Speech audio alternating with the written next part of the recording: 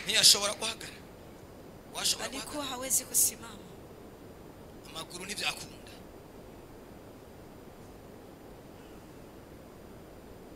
Ingo wino hano vuga ingene bimeze. Njoo kusema jinsi. Ejo byari bimeze gute? Ejo nukuri ntiyabyuka urumva abantu bari urabona ejo burya ndamutangira umutwaro ndabatimana nukuri ndarengutse imbere yawe ndarengukanye mwene data hama burya ejo igicika kiracika baratuma kugira ngo nawe muyinga baramanuka bavuga ko yapfuye. Turabona n'abantu kuva gwara kuva mama wapfa kuno yeri gushika uno munsi nta muntu naherutse kubabona baza kwambanya na wiwe nongera kubabona ejo burya je mbere Imana yaranyigishije baje atari bundi numva afise intege nke z'umubiri nageze kwashika bose batashe. Ukurikiranye nuko wamuzanye nuko ubona ameze uwo uvuga iki? Reka nukuri ndashima Imana yo mwijuru datasega b'amahanga akongera amavuta yaguhaye naje ndamuhetse gushika ku muto burya nagiye mbona ikiganza cye ariko nitwazamura. Haleluya, haleluya.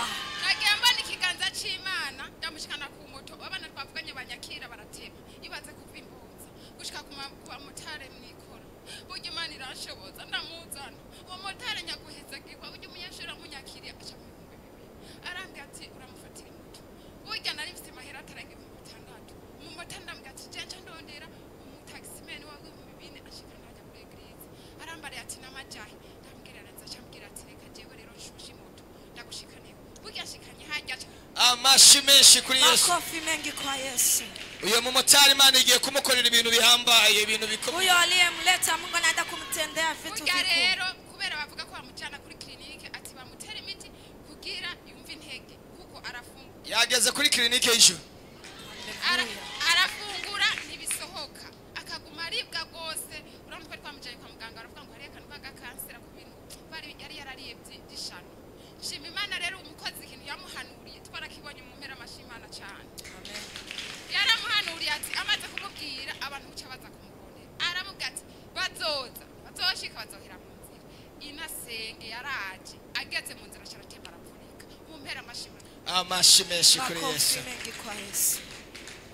Yongeye kugaruka ejo siho nari burya turumvijwe ndavuga ati uko baca bafata impapuro byose bari baduhaye kwa muganga ucakunga bica mu kabezi nako turavuga ati kuri aba bantu sineza Mana ndasenga mvuga ati nimba ari neza bazanye bibi muga nimba ari nabi bifatwe miri iri joro samurani ariko ndasenga sengero sengeri ni nusu narimje usinagiye ndiruka kumurije cyane mushaka umugongo ati Mana genda mujanye Nawe Imana igushire ku mugongo. uravyo Nawe mnakucheka ni. cyangwa ati nitumujana kwa muganga ntamucishije ku mukozi Imana musenge none ndashima Imana cyane Mana. Imana ihabwe icubahiro. Subire mu kibanza. Imana ikugirire neza. Subire uhagarare. Haleluya. Tekereza umuntu yaje mu mugongo. Fikiria mtu alikuja kwenye mgongo. Ariko Yesu. Yesu yakoze kuba agendagenda ejo bari bambetse ngo napfuye Imana yarangaruye n'ubu rero nshimira Imana Haleluya. Ariko Mana we waraturenge. Ariko mwebwe ni mushobora kubyumva. Tekereza umuntu yavuye muhira ari mu mugongo. Nyinyi hamuwezi kuvisikia. Yicarire Mana. Yicarire. Hari abantu babitse ngo ugiye gupfa. Kuna watu Bagiye wanasema kukubona uri ya kwamba muzima. wanaenda kufa, wanaenda kuona uko mzima. Jewe nababwiye ko Mimi niliwaambia ya ibi kwamba bitondo bigiye gutuma asubuhi hizi amahanga yose zinaenda, amenye gukomera kw'Imana yawe. watu wote wajue ya kwamba wajue Tazamura, uwezo wa Mungu haleluya. wako. Ungesema haleluya. Teramo umuduga na muhira. Mumupeleke nyumbani. Banza mumujane muhira. Anza kwanza kumupeleka nyumbani. Nibikunda saza ko ejo byoshoboka bishoboka muzamugarura. Kama Yaba itawezekana kesho. Ejo mumugarura ariko abanza ruki. Ungemrudisha. Lakini apumzike. Nibi byashoboka ko mumuzana ejo gusema muza bidakunze nko kwa gatatu. Kama ariko itawezekana bigakunda muwe ejo mnamleta. mugarura. Ndaguha amahera y'imoto. Nitakupa faranga za kumleta. Tizera Imana. Ninaamini Mungu. Imana igomba gukora ibintu Mungu anataka kutenda bizotuma vitu iminsi rero ivuga mu matwi y'abakubona watu wasikie makelele kwenye masikio yao. Mureke tugarukiriza amasaha agiye. Fikishe Ejo mu gitondo. Kesho asubuhi. Ejo mu gitondo. Kesho asubuhi. Gira abansi bawe ko bitagishoboka. Kinogo bakwimbiye bagize. Ntabwo gipfuye. Hauendi Oya ntabwo gipfuye. hautokufa. Imana yagaruye igihe. Amerudisha wakati.